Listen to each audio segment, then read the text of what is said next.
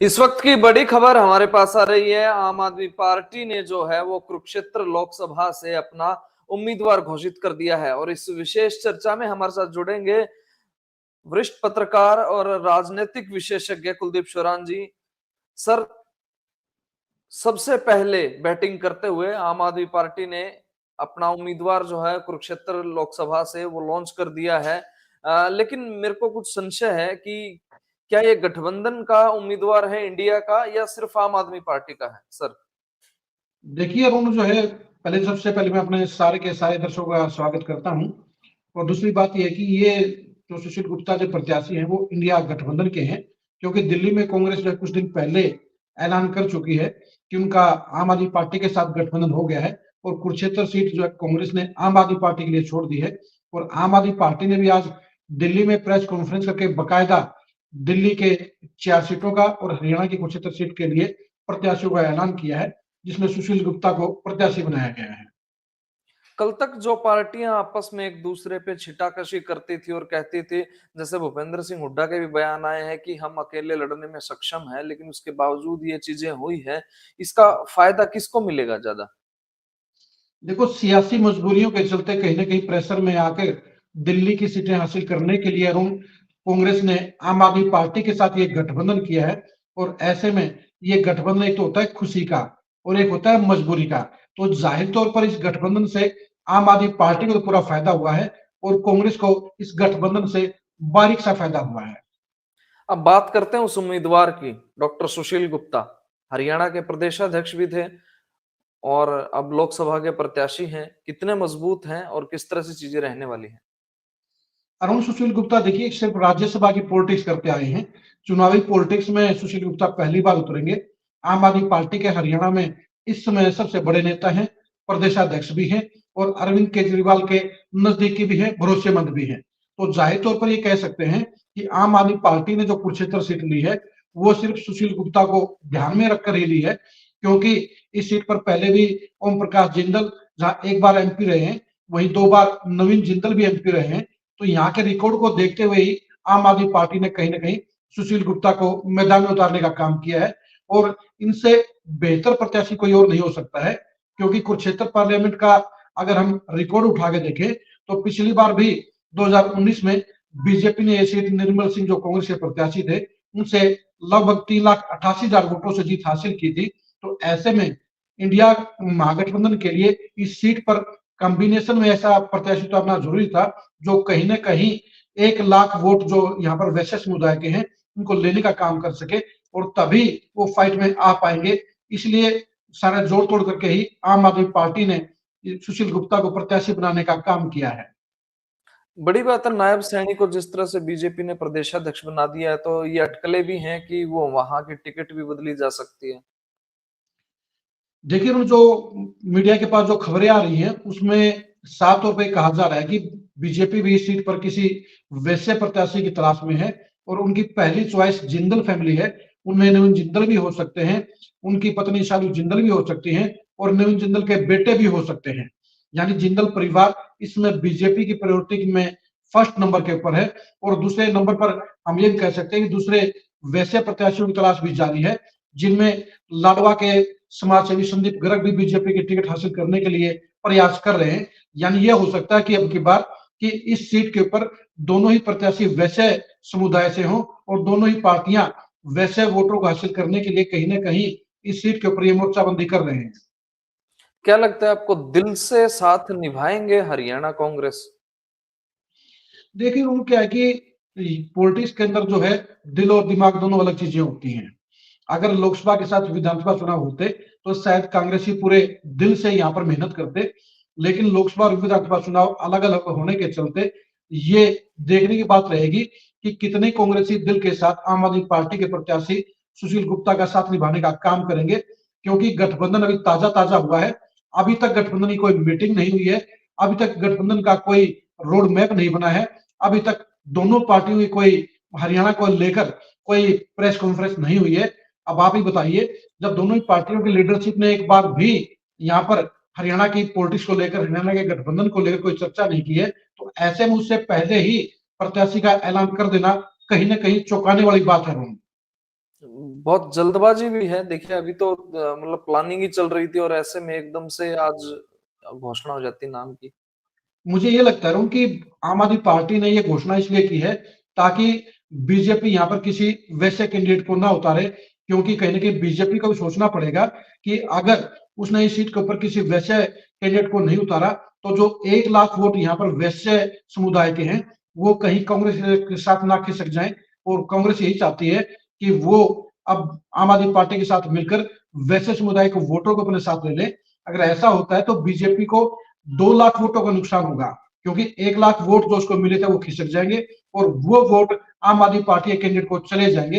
पहल जिसकी होती है, जो पार्टी पहले फैसला लेती है उसको एडवांटेज तो मिलता है, लेकिन ये भी सच्चाई है कि अगर जब एक ही समुदाय का दूसरा भारी प्रत्याशी आ जाता है तो लाइट प्रत्याशी की अगर पहले भी अगर घोषणा हुई है तो उसका दावा कमजोर हो जाता है, उसके वोट कम हो जाते हैं, जिसके चलते बीजेपी के प्रत्याशी के ऊपर सबकी निगाह रहेगी कि बीजेपी कौन सी कैटेगरी के प्रत्याशी को चुनाव मैदान में उतारती है। क्योंकि बीजेपी के पास भी जो इस समय 4 दावेदार हैं, जिनमें वर्तमान सांसद नायब सैनी भी हैं, पूर्व सांसद रही कैलाश सैनी भी हैं, इसके अलावा डी शर्मा भी टिकट मांग रहे हैं, चौथे कैंडिडेट के तौर पर संदीप गर्ग भी इस टिकट पर अपना दावा ठोक रहे हैं और बीजेपी में चुनाव लड़ने की शर्त पर ही शामिल होना चाहते हैं। मेरे को लगता है ऐसा तो नहीं है सर, आम आदमी पार्टी ने तुरंत एक तरह से घोषणा कर दी है कि जो है प्लानिंग कभी ऐसा ना हो गठबंधन में कुछ गड़बड़ आ जाए आगे। नहीं, ऐसी बात नहीं है अरुण। साफ तौर पर जो मुझे नजर आ रहा है वो सिर्फ इसीलिए एडवांटेज हासिल करने के लिए आम आदमी पार्टी ने सबसे पहले कैंडिडेट घोषित किया है, क्योंकि चर्चाएं कंटिन्यू चल रही हैं कि यहाँ पर जिंदल फैमिली चुनाव लड़ सकती है। यहाँ पर संदीप गर्ग के बारे में भी लगातार चर्चाएं चल रही है कि वो भी बीजेपी के प्रत्याशी बन सकते हैं। ऐसे में बीजेपी को रोकने के लिए और एडवांटेज हासिल करने के लिए ही आम आदमी पार्टी ने सुशील गुप्ता को मैदान में उतारा है। ये अलग बात है कि इस सीट के ऊपर आम आदमी पार्टी का कोई जनाधार नहीं है। यहाँ पर आम आदमी पार्टी जो भी चुनाव लड़ेगी वो सिर्फ और सिर्फ कांग्रेस के बलबूते पर चुनाव लड़ेगी। आपको बता दें कि पिछले चुनाव में भी यहाँ पर जो कांग्रेस का जो चुनाव परिणाम था वो काफी निराशाजनक रहा था और लगभग 4.25 लाख वोटों से ज्यादा से यहाँ पर बीजेपी को जीत मिली थी। बीजेपी के यहाँ पर वोट जो है पिछले 2 चुनाव में अरुण लगातार बढ़े हैं। जहां 2014 में बीजेपी के यहाँ पर लगभग 4,18,000 वोट थे, वहीं वो वोट 2019 में 6,88,000 हो गए। जबकि कांग्रेस के जो वोट हैं वो 2014 के अंदर कांग्रेस के जो वोट थे 2,87,000 वोट थे और 2014 में नवीन जिंदल नंबर 3 पर रहे थे, नंबर 2 पर आईएनएलडी के बलबीर सैनी रहे थे।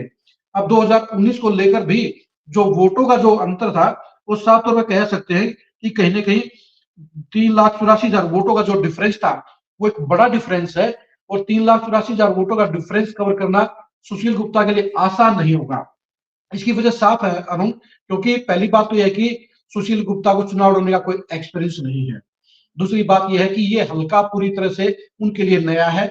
उनको 9 हल्कों के नाम तो पता हो सकते हैं, लेकिन 9 हल्कों में वोट बैंक क्या है, वहां पर जो है सामुदायिक या जातीय समीकरण क्या है, वहां पर वोट बैंक का ट्रेंड क्या है और वहां पर कौन से उनकी सहयोगी पार्टी के नेता भी हैं।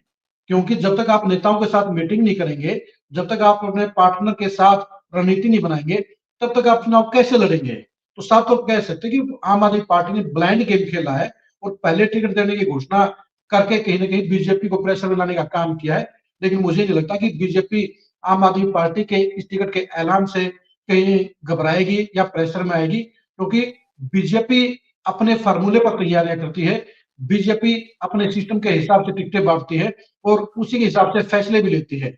इसलिए सुशील गुप्ता के तौर पर निश्चित तौर पर आम आदमी पार्टी ने एक बड़ा फैसला लिया है, लेकिन ये फैसला कहीं ना कहीं आम आदमी पार्टी के जो दूसरे बड़े नेता हैं अनुराग ढांडा, उनके भी सपने तोड़ने का काम कर गया है, क्योंकि अनुराग ढांडा भी कहीं ना कहीं इस इंतजार में थे कि उनको लोकसभा का लाइन टिकट में मिल जाए। हाँ रोहन। लाइन में थे वो भी किसी हाँ प्रकार वो, से, मतलब अनुराग ढांडा हम कल जिक्र कर रहे थे, अनुराग ढांडा का भी जिक्र हो रहा था। हाँ हाँ, जो हम जिक्र कर रहे थे तो उसी जिक्र के हिसाब से टिकट बट गई है। और कहीं भी देखिए अरुण, साफ तौर के ऊपर जो ये कहा जा रहा है कि भाई सुशील गुप्ता जी के पास जो है फाइनेंस मैनेजमेंट ज्यादा है, वो धन कुबेर भी हैं और वो इसी बलबूते पर कहीं ना कहीं 2 बार राज्यसभा के सांसद भी रहे हैं और इसी बलबूते पर वो अध्यक्ष भी बने हैं और इसी बलबूते पर शायद वो टिकट भी मिली है। अब देखने की बात यह है कि इस लोकसभा के चुनाव के अंदर सुशील गुप्ता क्या खुलकर बैटिंग करते हैं या रिजर्व बैटिंग करते हैं, क्योंकि देखिए चुनाव काफी महंगे हो गए हैं और अगर आपको बीजेपी के 3,84,000 वोटों के गैप को खत्म करना है तो आपको खुलकर बैटिंग करनी होगी। लेकिन क्या है कि अरुण, जो जिंदल फैमिली है उन्होंने इस लोकसभा क्षेत्र में नियर अबाउट जो है 25 साल का समय दिया है। चाहे वो ओम प्रकाश जिंदल थे, चाहे वो नवीन जिंदल थे, उन्होंने सामाजिक कार्यों के जरिए कुरुक्षेत्र पार्लियामेंट के इलाके में काफी अच्छे काम किए थे और उनके नाम का ही अकेले लगभग 1 लाख से 1.5 लाख का वोट बैंक है। और वो वोट बैंक अगर जिंदल फैमिली का कोई कैंडिडेट यहाँ से अगर प्रत्याशी बन गया बीजेपी का, तो फिर मुझे ये कहने में कोई हिचक नहीं है कि बीजेपी पिछली बार के जो वोट थे उनको भी कवर करने का फैसला कर सकती है। जो 6,88,000 वोट पिछली बार बीजेपी को मिले थे, अगर जिंदल फैमिली में से कोई कैंडिडेट आ गया रूम, तो मानकर चलिए कि वो 7.5 या 8 लाख वोट भी बीजेपी के हो सकते हैं। अपने दर्शकों को ये बता दें कि इस समय कुरुक्षेत्र पार्लियामेंट में लगभग 17 लाख वोट है।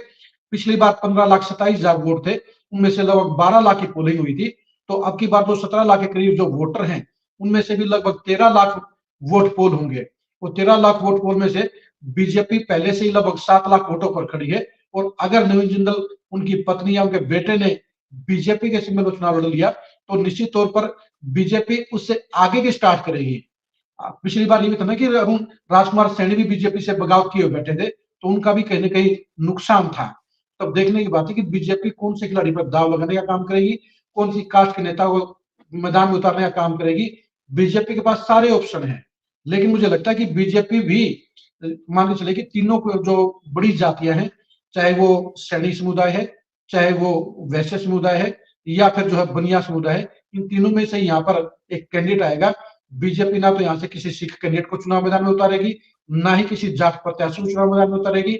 यानी सीधी तौर पर मुकाबला यहाँ पर गैर जाट प्रत्याशियों के आमने सामने होगा। और मुकाबला भी इस बार सीधा का सीधा एनडीए और इंडिया गठबंधन में होगा और बीजेपी की ये टिकट रहेगी। और ऐसे में सुशील गुप्ता के लिए कुरुक्षेत्र का जो ये महाभारत है, चुनावी महाभारत है, ये आसान नहीं होगा, क्योंकि गठबंधन पिछली बार की तुलना में अभी कोई खास मजबूत नहीं हुआ है। हालात वैसे के वैसे हैं और ऐसे में आम आदमी पार्टी के प्रत्याशी के तौर पर सुशील गुप्ता के लिए कुरुक्षेत्र सीट पर चुनाव जीतना किसी भी तरह से आसान नजर नहीं आता है। वो एवरेस्ट जैसी चढ़ाई है, एवरेस्ट जैसी लड़ाई है और बड़ा चक्रव्यूह है, जिसे भेदने के लिए सुशील गुप्ता को सारे तामझाम करने होंगे, सारे हथकंडे अपनाने होंगे और इस चुनाव को एक फ्रैंक तरीके से लड़ना होगा उन्हें। अभी तक आम आदमी पार्टी को एक स्टार्टअप नहीं मिल रहा था हरियाणा में, एक तरह से ठंडे बस्ते में थी। अभी जो है एकदम से स्टार्टअप मिल गया है और वो अभी से शायद इस काम में भी लग जाएंगे कि हाँ कुछ करना है, अब की बार कुछ करके दिखाना है। क्या लगता है आपको, मिला ही एक उनको स्टार्टअप? देखिए अरुण, ये केजरीवाल की चतुराई है। आम आदमी पार्टी के इस समय जो एवरेज तौर पर हम ये कह सकते हैं कि पूरे हरियाणा में अगर वो अलग से चुनाव लड़ती है तो 10 के 10 लोकसभा क्षेत्रों में उसे 2 लाख से 3 लाख के बीच में ही वोट मिलते हैं। क्योंकि अभी ना तो उनके पास कोई बड़ा नेता है, ना उनका कोई बड़ा वोट बैंक है। इसलिए अगर अलग से चुनाव लड़ती तो वो हरियाणा के अंदर आम आदमी पार्टी की सारी सीटों पर जमानत जब्त होती और किसी भी सीट के ऊपर वो 50,000 वोट भी नहीं ले पाती। लेकिन अब एक सीट के ऊपर चुनाव लड़कर और कांग्रेस के वोट बैंक के बलबूते पर हम एक सीट पर ही वो 4 लाख से ज्यादा वोट ले सकती है। और ये 4 लाख वोटों का जो है आम आदमी पार्टी अपने आईटी सेल के जरिए इतना प्रचार करेगी कि हमने एक सीट पर लड़कर वहां पर जो है 30-35% वोट ले लिए हैं। यानी फिगर के तौर पर आम आदमी पार्टी से प्रचारित करने का काम करेगी, इसे विधानसभा चुनाव के लिए इसे बनाने का काम करेगी और इसका पूरा पूरा जो है बेनिफिट उठाने के लिए हर मुमकिन कोशिश करेंगी। जिस तरह से आप बात कर रहे थे इंडिया गठबंधन की, और फिर क्या एनडीए भी निभाएगा ये गठबंधन? एनडीए भी बनेगा? देखिए रोना, अभी इस बात में सस्पेंस ज्यादा है और मुझे नहीं लगता कि बीजेपी अपनी 10 सीटों में से, और वो भी 10 की 10 जीती हुई सीटों में से, कोई भी एक सीट जननायक जनता पार्टी को देने का काम करेगी। बीजेपी की तरफ से आपके सोनीपत में अमित शाह के कह चुके हैं कि हम 10 की 10 सीटें जीतेंगे। इसके अलावा जेपी नड्डा भी कह चुके हैं कि हम 10 की 10 सीटें जीतेंगे। प्रधानमंत्री मोदी भी रेवाड़ी में आकर कह चुके हैं कि हरियाणा से उन्हें 2019 की तरह आशीर्वाद चाहिए। तो अगर इन तीनों ही बड़े नेताओं के अगर हम बयानों को गहराई से देखें, उनके इशारे को समझें, तो साफ तौर पर कहा जा सकता है कि बीजेपी 10 की 10 सीटों पर चुनाव लड़ने जा रही है। हाँ, ये हो सकता है कि किसी एक सीट के ऊपर जेजेपी अपना नेता दे दे और सिंबल बीजेपी का रहे, ये मुमकिन है। इसके अलावा ये भी मुमकिन है अरुण कि जेजेपी ये कह दे कि देश हित में और प्रधानमंत्री मोदी के समर्थन में वो लोकसभा चुनाव नहीं लड़ेगी और वो इसके जरिए बीजेपी को समर्थन देने का ऐलान कर दे और एनडीए का पार्ट भी रहे, क्योंकि जेजेपी के लिए गठबंधन रखना एक मजबूरी है और इसीलिए बीजेपी जो भी ऑफर करेगी वो जेजेपी को एक्सेप्ट करना होगा। जेजेपी के पास कोई ज्यादा विकल्प नहीं है। बेशक जेजेपी 10 की 10 सीटों पर लोकसभा चुनाव लड़ने की तैयारी कर रही है, लेकिन ये भी सच्चाई है कि अगर जेजेपी ने अलग से चुनाव लड़ने का फैसला दिया तो एक भी सीट पर वो 50,000 वोट हासिल करने की कंडीशन में नहीं है। पिछली बार आम आदमी पार्टी के साथ गठबंधन करके जहां हिसार सीट पर वो लगभग 2 लाख वोटों से चुनाव हार गई थी, बाकी तो कुरुक्षेत्र सीट पर ही उसे सबसे ज्यादा लगभग 65,000 के करीब वोट मिले थे और उसके सोनीपत में लगभग 50,000 वोट मिले थे। बाकी सीटों के चुनाव परिणाम थे वो अच्छे नहीं रहे थे और इसलिए जेजेपी भी लोकसभा के चुनाव से दूर रहने को ही अकलमंदी समझेगी, क्योंकि अगर उसने अलग से चुनाव लड़ लिया और खराब रिजल्ट आए तो उन कंडीशन में जेजेपी के लिए विधानसभा चुनाव के लिए भारी संकट और भारी समस्या खड़ी हो जाएगी। अच्छा, बात कर रहे थे गुप्ता जी के उतारने की, क्या कांग्रेस और जिस तरह से आम आदमी पार्टी इंडिया गठबंधन का एक तरह से इन्होंने प्रारूप दिखाया है, क्या ये 1 और 1 11 हो पाएंगे या 2 हो जाएगा 1 और 1? सिंपल सी बात है अरुण, जो है कांग्रेस तो वहां पर पहले से ही जो है 1.25 पर खड़ी है। मैं तभी आम कह रहा आदमी था पार्टी क्योंकि 1 आम नंबर आदमी पे तो पार्टी का बीजेपी वाला रहेगा। आम आदमी पार्टी का इतना वोट बैंक नहीं है कि 1 और 11 हो जाए। 1 और 11 तब होते कि जैसे पिछली बार कांग्रेस ने यहाँ से लगभग 3,85,000 वोट लिए थे, वहां पर जो है लगभग 3,04,000 वोट निर्मल सिंह ने हासिल किए थे। अगर आम आदमी पार्टी के 2 लाख वोट यहाँ पर होते तो फिर हम कह सकते हैं कि 1 और 1 11 हो गए हैं। अब कंडीशन तो ये है कि आम आदमी पार्टी का वोट बैंक ही नहीं है, तो उसे ना तो हम 1 और 1 2 कह सकते हैं, ये तो कह सकते हैं कि 1.25 और 25 मिला के जो है ये 2 हो गए हैं। 2 का आंकड़ा वैसे आ सकता है, लेकिन आम आदमी पार्टी का अपना वोट बैंक इतना नहीं है कि जिसके बलबूते पर हम ये कह सकते हैं 1 और 1 11 हो गए हैं। सुशील गुप्ता ने बेशक अपनी मैनेजमेंट के बलबूते पर कुरुक्षेत्र की सीट हासिल कर ली है, लेकिन गुप्ता जी को ध्यान रखना पड़ेगा कि कुरुक्षेत्र का ये चुनाव ये सिंपल चुनाव नहीं है, बल्कि ये चुनावी महाभारत है और इस चुनावी महाभारत को जीतने के लिए उनको जो तामझाम करने पड़ेंगे, उनको जो सेना इकट्ठी करनी पड़ेगी, उन्हें जो संसाधन झोंकने होंगे, तो वो सारे के सारे ही तय करेंगे कि सुशील गुप्ता जीत की दौड़ में रहेंगे या सुशील गुप्ता जमानत जब्त कराएंगे या सुशील गुप्ता 2 से 3 लाख वोटों से हारने का अंजाम हासिल करेंगे। बड़ी बात है जिस तरह से ये एकाएक घोषणा हुई है और उसके बाद से एकदम से चुनाव की सरगर्मी शुरू हो गई है, तो ये बीजेपी भी एक प्रेशर तो रहेगा कि जल्दी से आप लोग भी अब उम्मीदवारों की घोषणा करें, क्योंकि कभी बीजेपी जो है वो बीजेपी बड़ी कह सकते हैं कि आम आदमी पार्टी जो है वो बड़ी टेक्निकल पार्टी है, मतलब वो एक एक हिसाब से माइक्रो मैनेजमेंट करके चीजें चलती है। देखिए अरुण, हरियाणा के जो 5 पार्टियां मान के चलिए कि कांग्रेस है, बीजेपी है, जेजेपी है, आम आदमी पार्टी है और आईएनएलडी है। इसमें क्या है कि आम आदमी पार्टी के पास खोने के लिए कुछ नहीं था, इसलिए उसने सबसे पहले उसने जो है अपना प्रत्याशी घोषित कर दिया। जेजेपी के पास भी जो है कुछ नहीं है, लेकिन उसके लिए चुनाव लड़ना मजबूरी हो सकती है, इसलिए चुनावी तैयारी में जुटी हुई है। आईएनएलडी भी इस बात का इंतजार कर रही है अरुण कि कांग्रेस के साथ उसका गठबंधन हो जाए और उसे एक सीट हिसार दे दी जाए। पहले तो आईएनएलडी उच्चतर सीट मांगने की तैयारी कर रही थी, लेकिन अब वो आम आदमी पार्टी के पास जाने के बाद अब आईएनएलडी भी कोशिशें जारी रखे हुए है कि वो कांग्रेस के गठबंधन में आ जाए और इसे हिसार सीट मिल जाए। और अगर ऐसा नहीं होता है तो ये भी हो सकता है कि आईएनएलडी बीएसपी के साथ मिलकर चुनाव लड़ ले, तो वो भी संभावनाएं बरकरार हैं। जहां तक बीजेपी की बात है अरुण, बीजेपी पूरी कैलकुलेशन के साथ, हर सीट के सर्वे के साथ, हर एमपी के सर्वे के साथ, उसके रिपोर्ट कार्ड के साथ पूरी तैयारियां करके ही मैदान में उतरेगी। उसके लिए पहले या बाद की रेस नहीं है।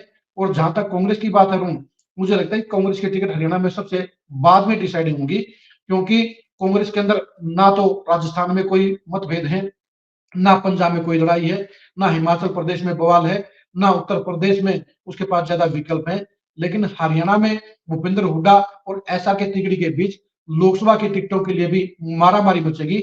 इसलिए हरियाणा में कांग्रेस की टिकटें भी सबसे बाद में अगर घोषित हो तो हमें अचरज नहीं होना चाहिए। बिल्कुल बड़ी बात है सर, जिस तरह से हम एक बार फिर से अपने दर्शकों को बता दें कि डॉक्टर सुशील गुप्ता जो कि आम आदमी पार्टी के हरियाणा के प्रदेश अध्यक्ष हैं, उन्हें लोकसभा के लिए उम्मीदवार बनाया गया है और ये इंडिया गठबंधन के उम्मीदवार हैं। और ये आज बड़ी एक तरह से एक न्यूज कह सकते हैं कि आज की सबसे बड़ी खबर है कि आम आदमी पार्टी ने कांग्रेस के साथ मिलकर सबसे पहले आगाज कर दिया है इस चीज का। और सर बात कर रहे थे जिस तरह से उसकी भौगोलिक स्थिति की, जातीय समीकरण की, वो सारी चीजें, तो उसमें अभी समय लगेगा इन लोगों को वर्किंग करने में, क्योंकि देखिए आप कह रहे थे ना कांग्रेस भी सिंपल सी बात है कि वहां पे। अरुण सिंपल सी बात है, कुरुक्षेत्र का जो चुनाव परिणाम है वहां पर दो चीजों पर डिपेंड करेगा। पहली बात तो है कि बीजेपी क्या वैसे कैंडिडेट उतारती है या नहीं उतारती है, या बीजेपी ब्राह्मण कैंडिडेट उतारती है कि नहीं उतारती है। और तीसरी बात यह है कि जेजेपी और एनएलडी क्या फैसला लेती हैं। क्योंकि ये चर्चा मैं इसलिए कर रहा हूं कि पिछली बार जेजेपी के टिकट पर यहाँ पर डीडी शर्मा प्रत्याशी थे और उन्होंने लगभग 67,000 वोट उन्होंने हासिल किए थे। तो ऐसे में उस टाइम उन्होंने ब्राह्मणों के काफी वोट हासिल किए थे। अगर बीजेपी उनको भी टिकट देती है तो वे मजबूत प्रत्याशी हो सकते हैं, तो ब्राह्मणों के साथ एकजुट होकर पिछली बार के वोट को वो भी बढ़ा सकते हैं। दूसरी बात है कि पिछली बार यहाँ से एनएलडी के टिकट पर अर्जुन सिंह चौटाला मैदान में उतरे थे और उन्होंने भी लगभग 60,000 वोट हासिल किए थे। तो ये जो 1,20,000 के आसपास जो वोट है ना अरुण, ये वोटर भी डिसाइडिंग है। और ये जहां एनएलडी के ज्यादातर वोटर जाट कैटेगरी के थे, जाट समुदाय से थे, वहीं पर जेजेपी के जो वोटर थे वो मैक्सिमम ब्राह्मण वोटर थे। क्योंकि निर्मल सिंह के चुनाव लड़ने के कारण 2019 में जाट वोटर या तो अर्जुन सिंह की साइड चला गया था और या फिर वो निर्मल सिंह की साइड शिफ्ट हो गया था। तो यही वजह है कि दोनों वोट बैंक जो 16 लाख का वोट बैंक है, वो वोट बैंक बीजेपी और आम आदमी पार्टी दोनों के ही समीकरणों को बदलने का काम करेगा। क्योंकि अगर एनएलडी ने अगर अपने चौटाला परिवार से कोई मेंबर नहीं उतारा तो ऐसे में जो 50,000 वोट जो पिछली बार एनएलडी को मिले थे, उनमें से 20 से 30,000 वोट जो है इस बार बीजेपी जेजेपी के खिलाफ सुशील गुप्ता को मिल सकते हैं। और इसी तरह पिछली बार डीडी शर्मा जो जेजेपी के कैंडिडेट थे, अगर उनको टिकट मिलती है तो सारे के सारे 90% जो वोट हैं वो वोट जो है बीजेपी को शिफ्ट हो जाएंगे।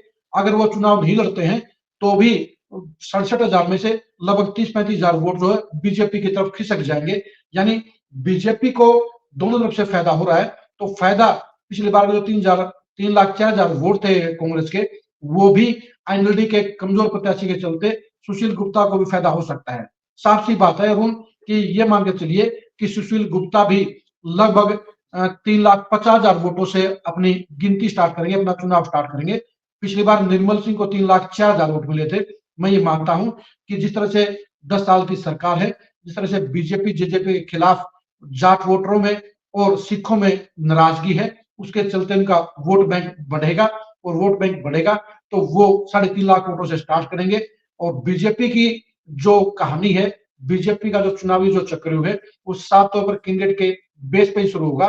लेकिन ये कह सकते हैं कि बीजेपी का कैंडिडेट के तौर पर अगर जिंदल परिवार आ गया तो वो अब की बार 7.5 लाख वोटों से अपनी स्टार्टिंग करेंगे। और अगर डीडी शर्मा वहां से प्रत्याशी हुए तो उस कंडीशन में भी लगभग 30 से 40,000 ज्यादा वोटों से बीजेपी शुरुआत करेगी। ये जो 3,88,000 वोटों का जो गैप है, इसे कवर करना सुशील गुप्ता के लिए आसान नहीं होगा। उसके लिए उसे काफी तामझाम करना पड़ेगा। इस सारी कंडीशन के बीच में अगर किसी कारण से जिंदल फैमिली नहीं आती है और अगर बीजेपी ने किसी वैसे समुदाय के तौर पर, यानी अगर संदीप गर्ग के ऊपर दाव लगाने का काम किया, तो यहाँ पर कड़ा मुकाबला देखने को मिलेगा। लेकिन उस कंडीशन में भी बीजेपी का पलड़ा भारी रहेगा।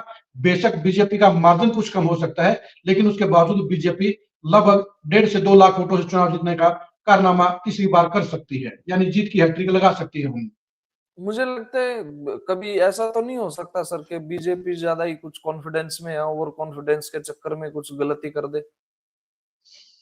मैं बताता रहा हूँ उनकी बीजेपी के पास जो है गलती के तौर पे है कि अगर वो किसी नायब सैनिक को या कैलाश सैनिक को टिकट देती है तो भी उसको कोई दिक्कत नहीं है। अगर वो जिंदल फैमिली से अगर किसी मेंबर को ले आई तो वो उसके लिए बम्पर फायदा देगा, वो वोट बैंक बढ़ाने का काम करेगा। अगर बीजेपी ने संदीप गर्ग को चुनावी मैदान में उतार दिया तो भी बीजेपी को नुकसान नहीं है। क्योंकि ये जो कुरुक्षेत्र की लोकसभा है अरुण, वो एक ऐसे किस्म की है वोट बैंक के हिसाब से कि वो बीजेपी को शूट करती है, और शूट करने के चलते इसका वोट बैंक में ऐसा कोई बड़ा नुकसान नहीं है जो उसका तख्ता पलट कर सके। क्योंकि कांग्रेस के पास जो आप वोट बैंक है, मोटे तौर पर उसके पास 4 वोट बैंक है। सबसे बड़ा जाट वोट बैंक है, उसके बाद सिख वोट बैंक है, और लगभग 50% के आसपास हरिजन वोट भी है। आप एक बात और बता दूं कि 2019 के चुनाव में कुरुक्षेत्र लोकसभा सीट पर तीसरे नंबर के ऊपर वो बीएसपी रही थी। बीएसपी की प्रत्याशी ने लगभग जो है 85,000 वोट हासिल किए थे। तो ये जो संख्या है ना 75,000 की, ये भी डिसाइडिंग है। अगर बीएसपी ने यहाँ पे कैंडिडेट उतारा तो उसका फायदा जो है बीजेपी को होगा। अगर बीएसपी ने कैंडिडेट नहीं उतारा तो उस कंडीशन में यहाँ फायदा कहीं ना कहीं सुशील गुप्ता को हो सकता है। तो यानी ये लोकसभा सीट ऐसी तो जरूर है कि जिसमें वोटों का जो समीकरण है कम ज्यादा हो सकता है, लेकिन वर्तमान हालात में बीजेपी का कैंडिडेट कोई भी आए, बात मार्जिन की रहेगी, क्योंकि सुशील गुप्ता अनाड़ी हैं और उनके साथ में जो अनुभव नहीं होने के चलते उनको सबसे बड़ा नुकसान यही होगा कि उनको ये पता नहीं चल पाएगा कि वो अपने चुनाव को कहां से शुरू करें, अपने चुनाव को कैसे मजबूत करने का काम करें, जो गठबंधन के जो नेता हैं उनको कैसे अपने साथ लेने का काम करें, कैसे उनको अपने वोट बैंक को साथ जोड़ने का काम करें, और किस तरह से बीजेपी के जो वैसे वोट बैंक को अपने साथ जोड़ने का काम करें। ये सारी परेशानियां उनके लिए बड़ी चुनौतियां होंगी, और एक नए खिलाड़ी के लिए ये चुनौतियां अरुण आसान नहीं होती, क्योंकि क्या कि राज्यसभा की टिकट हासिल करना, राज्यसभा का सांसद बनना सबसे आसान होता है। उसमें आपकी कोई जिम्मेदारी नहीं होती, उसमें आपकी पब्लिक के प्रति रिस्पॉन्सिबिलिटी नहीं होती, उसमें आप मजे की पॉलिटिक्स करते हैं। लेकिन सुशील गुप्ता ने अध्यक्ष पद पर काम करते हुए पूरा हरियाणा तो छान मारा है, लेकिन अभी तक उन्होंने चुनावी पिच पर बैटिंग नहीं की है, और चुनावी पिच पर उतरने के बाद ही पता लगता है कि सामने वाला बाउंसर करेगा, गूगली करेगा, इन स्विंगर करेगा, आउट स्विंगर करेगा।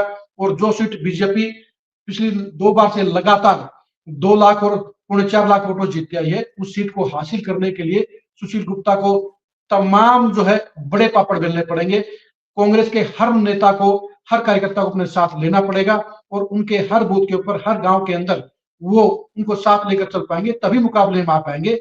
अगर वो हवाई बातें करेंगे तो उस कंडीशन में पिछली बार से बीजेपी का जीत का आंकड़ा बढ़ भी सकता है। एक व्यक्ति का नाम आया था बीच में जब हम डिस्कशन कर रहे थे, निर्मल सिंह। तो निर्मल सिंह का क्या रोल रह सकता है, क्योंकि आम आदमी पार्टी से वो भी अभी बाहर आए हैं, तो अब गठबंधन का उम्मीदवार आ गया है, क्या लगता है वो करेंगे स्पॉट? देखिए अरुण, जो है निर्मल सिंह की फैमिली की बेसिक जो पॉलिटिक्स है वो अंबाला डिस्ट्रिक्ट की है। पिछली बार लोकसभा चुनाव लड़ने के बाद उन्होंने पूरे कुरुक्षेत्र पार्लियामेंट में अपने लिंक जरूर बनाए थे, लेकिन ये भी सच्चाई कि जब आदमी खुद चुनाव लड़ता है तो उसका इम्पैक्ट ज्यादा होता है, और जब चुनाव नहीं लड़ता है तो इम्पैक्ट ज्यादा नहीं होता है। और वैसे भी उनका जो वोट बैंक था वो नेचुरली कांग्रेस के साथ में खड़ा है, वो गठबंधन के तौर पर सुशील गुप्ता को वोट बैंक सारे का सारा मिल जाएगा, उसमें कोई दिक्कत की बात नहीं है। और वैसे भी निर्मल सिंह अंबाला पार्लियामेंट में ही कांग्रेस के चुनाव को देखेंगे। अगर कांग्रेस और आम आदमी पार्टी उनकी जरूरत को समझेंगी तो उन्हें चुनाव प्रचार के लिए लाया जा सकता है, लेकिन मुझे नहीं लगता कि उनको इस तरह की कोई ज्यादा बड़ी भूमिका देने का काम गठबंधन करेगा। जैसा कि हम चर्चा कर रहे थे कि गुप्ता जी का बेड़ा पार होगा या बंटाधार होगा, जिस तरह की स्थिति आपने बताई, इस तरह से तो बेड़ा पार होना मुश्किल ही है। देखिए अरुण, नामुमकिन कुछ भी नहीं होता है। अगर बीजेपी ने कोई बड़ी गलती कर दी, अगर बीजेपी और कॉन्फिडेंस में रही, अगर वैसे समुदाय पूरे पूरा सुशील गुप्ता के साथ में जुड़ गया, अगर कांग्रेस के हर विधानसभा के टिकट के दावेदार ने पूरे 100% दिल से सुशील गुप्ता के लिए मेहनत की, अगर सुशील गुप्ता ने अगर जमकर खुलकर बैटिंग करने का काम किया, तो ऐसे में यह अचरज नहीं हो सकता कि उलटफेर ना हो जाए। लेकिन उलटफेर करने के लिए जो दमखम चाहिए, जो जिगरा चाहिए, वो दिखाएंगे नहीं दिखाएंगे, ये सुशील गुप्ता को डिपेंड करता है। 2014 और 2019 का चुनाव परिणाम तो बता रहा है कि सुशील गुप्ता के लिए यहाँ पर बेड़ा पार होने के आसार बेहद कम है, और बंटाधार होने के चांसेस ज्यादा हैं, क्योंकि जो हालात हैं, जो समीकरण है, जो वोट बैंक है, वो सारा का सारा बीजेपी को फायदा दे रहा है अरुण। वहीं आम आदमी पार्टी के प्रत्याशी सुशील गुप्ता के लिए रास्ते में कांटे ही कांटे बिछे हुए हैं, क्योंकि उनके लिए यहाँ पर जो चुनावी जो महाभारत है वो कोई फूलों की सेज नहीं है, बल्कि यहाँ पर बड़ी-बड़ी चुनौतियां हैं। यहाँ पर जो समीकरण है वो बीजेपी के पक्ष में है। यहाँ जो गैर जाट वोटर जो नियर अबाउट 70% हैं, वो भी बीजेपी को फेवर करते हैं। तो इन कंडीशन में सुशील गुप्ता के लिए यहाँ पर जीत हासिल करना एक चमत्कार ही कहा जा सका। लेकिन ये भी सही है कि चमत्कार भी इस धरती पर ही होते हैं। लेकिन सुशील गुप्ता को एक चमत्कार का परिणाम हासिल करने के लिए वो एक बड़ा कारनामा करके दिखाना पड़ेगा, जो मुमकिन तो है, लेकिन मुमकिन को हासिल करने के लिए सुशील गुप्ता को पूरा दमखम लगाना होगा और एक चौंकाने वाली चुनावी प्लानिंग के तहत यहाँ पर मेहनत करनी होगी, यहाँ पर संसाधन झोंकने होंगे और यहाँ पर माहौल को अपने पक्ष में एक तरफा करना होगा, तभी बाजी पलट पाएगी, वरना तो गुप्ता जी का बंटाधार होने के आसार ही ज्यादा नजर आते हैं। क्या तो चलिए सर, बहुत अच्छी जानकारी जो है वो शेयर करी। और दोस्तों मैं चाहूंगा कि आप इस बारे में क्या सोचते हैं, आप भी हमें कमेंट करके जरूर बताएं कि क्या कुछ रहने वाला इस इंडिया गठबंधन का, क्या फायदा होगा, क्या नुकसान होगा। और जिस तरह से सबसे पहले जो है वो प्रत्याशी की घोषणा वो इंडिया गठबंधन के द्वारा की गई है, उसका क्या कुछ रहने वाला है। सर, इस चर्चा में जुड़ने के लिए बहुत बहुत धन्यवाद। फिलहाल के लिए शुक्रिया सिर्फ भाई। इतना ही।